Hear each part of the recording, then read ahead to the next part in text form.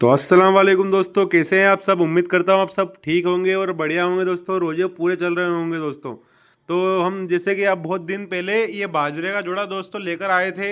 इसके साथ इसकी फ़ीमेल थी दोस्तों, और इसकी फ़ीमेल ने माशाल्लाह दोस्तों अंडे दोनों दे दिए हैं। देख सकते हैं दोस्तों आप, दोनों अंडे दोस्तों जो है इसकी फ़ीमेल ने दे चुकी है। ये देखिए आप, इसकी फ़ीमेल ने दोनों अंडे दे दिए हैं दोस्तों। मैं इसमें जूम सही से नहीं हो रहा दोस्तों, जूम करके बताता हूँ आपको मैं।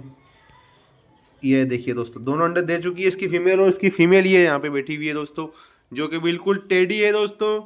बहुत ही शानदार फीमेल है दोस्तों, इसके बच्चे निकलने वाले हैं। जिस किसी भाई को भी इनके बच्चे चाहिए जल्दी से जल्दी कमेंट करें। शुक्रिया दोस्तों, अल्लाह हाफिज़। मिलते हैं नेक्स्ट वीडियो में, तब तक के लिए अस्सलाम वालेकुम।